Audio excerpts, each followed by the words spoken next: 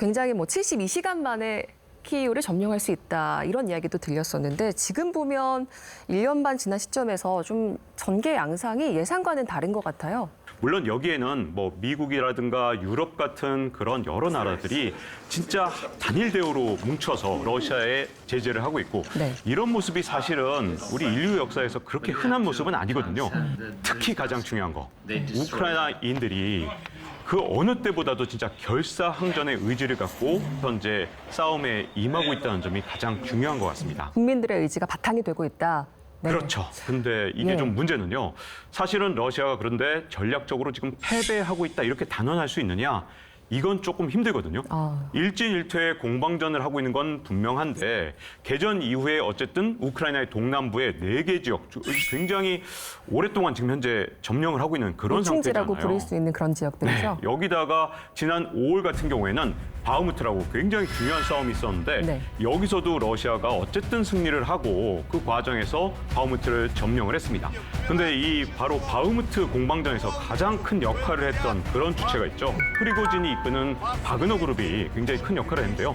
지금 또 관심이 여기에 모아지고 있는 거죠. 네, 그 이야기를 안 할 수가 없는데 푸틴 대통령의 오른팔이다 이런 이야기가 들렸던 프리고진이 6월이었죠. 그 주말에 다들 깜짝 놀라셨을 거예요. 그 바그너 용병 그룹의 반란 사태가 일어나서 다들 이걸 어떻게 해석해야 되지?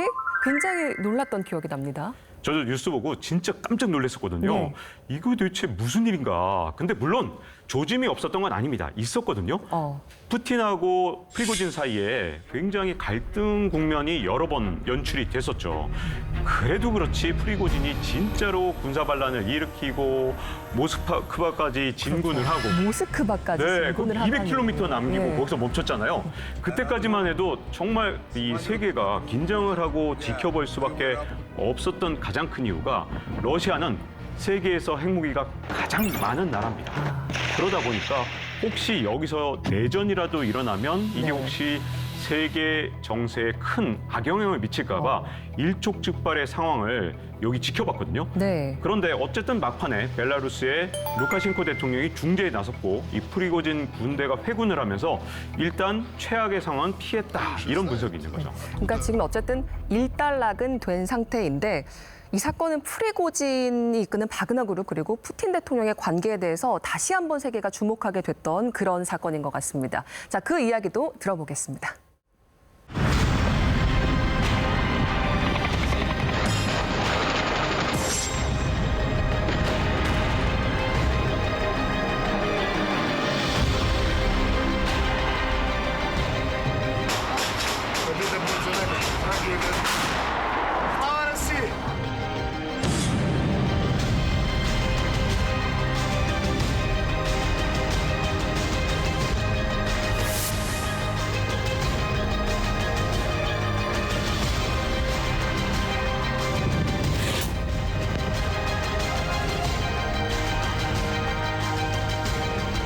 또 전쟁 얘기네요.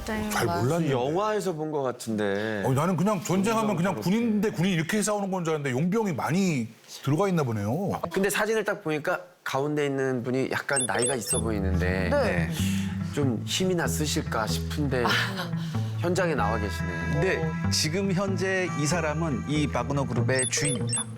주인? 주인은 사장님 뭐 이런 건가요, 그럼? 오, 네. 이게 지금 기업이잖아요. 네. 아, 그렇게 가는 거예요? 사장님?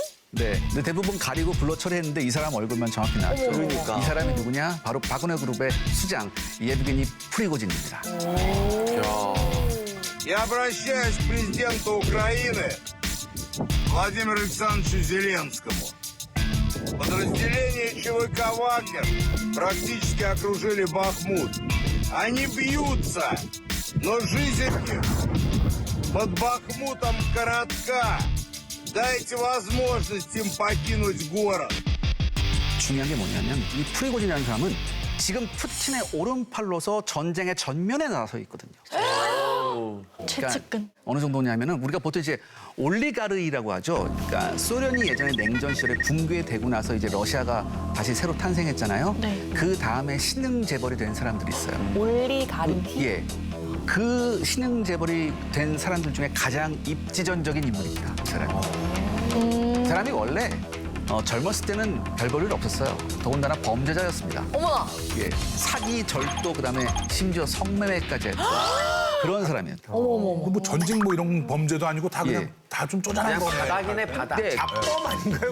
거의 그런 식이네. 무려 교도소에서 9년을 복역했어요. 어머나, 어머나. 근데 어쩌다 푸틴 오른팔까지 됐어요? 야, 이 사람이 출소 후에 뭘 했냐면 그래도 마음을 잡았었나 봐요. 처음엔 핫도그 장사를 했습니다. 핫도그? 그래서 핫도그 장사를 했는데 의외로 이게 굉장히 잘 됐어요.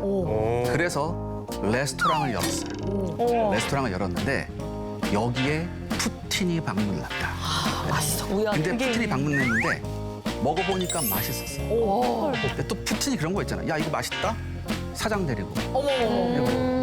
여기서 인연이 시작된 거예요. 그렇게 했다가 핫도그 하나로? 그렇게 했다가 왜 전쟁터에 있냐고요. 어떻게 인연이 그렇게 돼? 그러니까 이게 음식이 마음에 들었는지 이제 이 푸틴이 무슨 연애를 할 때마다 혹은 뭐 파티할 때마다 자기 생일 파티할 때도 불러요. 우와. 그러니까 굉장히 친밀해지겠죠. 그래서 이 사람 별명이 뭐냐면 푸틴의 요리사예요. 이렇게 이 프리고진이 푸틴과의 연주를 통해서 훨씬 더 큰 돈을 벌게 됩니다. 어떻게? 예, 그래서 이제 관공서 일을 주기 시작해요. 예를 들어서 뭐 학교나 교도소 같은데 혹은 군부대 급식 사업을 주기 시작해요. 공으로 들어가는 거. 이러면서 엄청나게 크게 성장을 합니다. 그래서 우리가 말하는 아까 올리가르이 신흥 재벌에 등극하게 되죠. 저도 뭐 여러 곳에서 사업 제안이 많이 들어오고 제가 잘 나갈 때. 네. 예, 근데 레스토랑까지는 똑같네요, 형하고. 똑같은데 저도 정부 쪽 이렇게 해가지고 제안을 많이 했었어요. 저는 그런 거를 잘 못하겠더라고요. 그래서 전 단연코 노 했는데 할 걸 그랬어요. 신흥재벌을 되는 길이 이거였네. 대통령이나 총리 한번 방문하면. 비슷하세요. 우리 과 애들이 잘해요. 이런 우리 거를. 외국에 있었던. 자, 근데 여기서 이제 이상하죠. 요리사가 웬 용병 집단? 맞아요. 왜 거기서 그렇잖아요. 갑자기 글로 튀는지가. 네. 그러니까 전직이 별 볼 일 없었던 사업하던 사람이 어떻게 용병그룹 집단의 CEO가 될 수 있었을까? 네. 근데 이 사실 바그너 그룹의 최초 설립자는 따로 있습니다. 그러니까 원래 이 바그너 그룹의 설립자는 예전 러시아 특수부대 지휘관 출신인 드미트리 우트킨이라는 사람이에요. 이 사람인데 용병가 야. 나올 법해. 그러니까 이 사람은 군인으로선 베테랑이었습니다. 그다음에 그래서 이제 90년대에 러시아가 치른 전쟁 중에 체첸 전쟁이라고 있었거든요. 맞아요. 거기에도 참전했었어요. 그래서 20년 정도의 경력이 있는 그런 사람이었어요. 그러니까 이런 군인 출신으로서 2013년에 바그너 그룹을 설립을 합니다.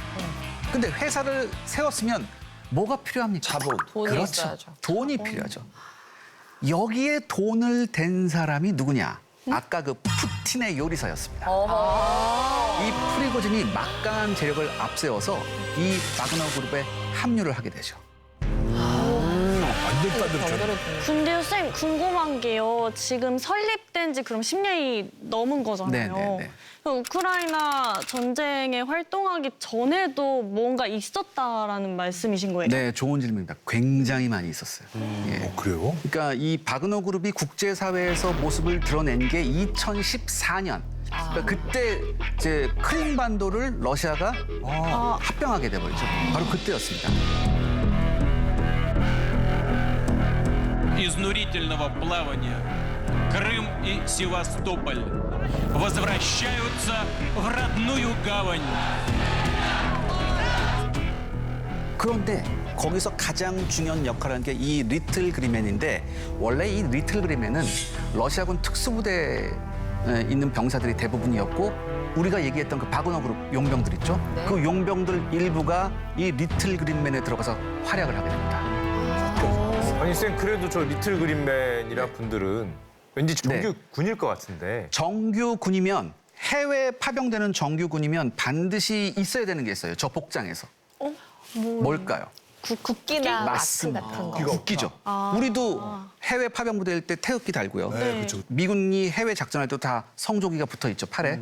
근데 이 사람들을 보면 아무런 부대 마크나 오, 아무것도 없네, 진짜. 국적 마크가 없습니다. 그러네요. 누가 누군지 아예 모르게 일부러 그럼 다 이렇게 숨. 그러니까 이 사람들 소속이 어딘지를 모르는 거죠. 국적도 모르고. 일부러? 네. 이야. 일부러 그렇게 한 거예요. 다 숨기기 위해서. 근데 이 바그너 그룹이 이 이후에 이제 시리아 내전, 그다음에 리비아, 그다음에 특히 아프리카에서 활동을 굉장히 많이 해요. 특히 여러분 여기서 주목하셔야 될 게 이 사실 그 아프리카 게릴라들이 굉장히 나쁜 짓을 많이 하거든요. 이 바그너 그룹이 이 게릴라 소탕을 하면서 이 게릴라가 하던 나쁜 짓을 그대로 배웁니다. 예, 이 배운 것을 이번 전쟁에 굉장히 많이 써먹었어요. 아무튼 이렇게 여러 가지 분쟁에서 모습을 드러내기 시작했죠.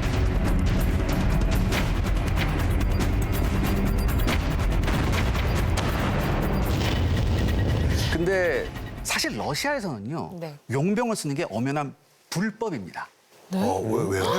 이 러시아 형법에 따르면요, 이 용병의 모집, 그다음에 훈련, 그다음에 자금의 지원 및 용병 고용이 금지되어 있어요. 그리고 용병 자체가 활동하는 것 자체가 러시아에선 불법이에요, 사실. 당연히 뭐 아무리 기업이라 그래도 결국엔 사병을 만든다는 소리니까. 그렇죠. 뭐 우리나라에서도 당연히 안 될 것 같고 러시아에서도 네. 안 될 것 같은데. 근데 안 되지만 지금 우크라이나 전쟁에서는 어쨌건 굉장히 큰 역할을 하고 있다는 거잖아요. 네. 용병 집단이. 이게 네. 가능한 일인가요? 그러니까 이게 가면 갈수록 법 자체가 굉장히 느슨하게 적용됩니다. 그다음에 중요한 게 뭐냐면 법인을 러시아 내에 안 세웠어요. 해외에다 세웠어요, 법인을. 그러니까 러시아 국내법 적용을 안 받죠. 해외에 완전 외주 중. 그러니까 이게 보통 이제 페이퍼 컴퍼니 왜 슈카 씨 잘 아시잖아요. 페이퍼 컴퍼니 잘하시니까. 잘 모릅니다. 무슨 말씀을 하시는 겁니까 지금? 있는 게 아니라 잘 하시는 정의를 지금 싸우면 말씀 주시죠. 우리 한 번의 인연으로 안 되는 것 같습니다. 이 얘기는 다음 주에 하도록 하고요. 예. 근데 러시아 우크라이나 전쟁이 터졌습니다. 네. 이렇게 되니까 작년이었죠. 2022년 11월부로 이 회사가 러시아 상페테스부르크로 옮겨옵니다. 그다음에 이제 러시아 기업이라는 걸 만방에 이제 알린 거죠. 아, 진짜 대놓고. 네. 어쩔 수 없었죠. 네. 근데 이번 러시아 우크라이나 전쟁에서요, 이들이 등장한 가장 중요한 이유가 뭘까요, 그럼? 이게 등장한 이유야? 네. 정규군을 시키기 어려운 뭐 그런 게 있었지 않았을까요? 정답에 굉장히 가까운데 2등 정답입니다. 1등 정답입니다. 더 잘 싸워서. 잠깐만. 그것도 조금 모자라요. 더 중요한 이유가 뭐냐면 이 전쟁에서 러시아군의 병력 피해가 굉장히 많았어요.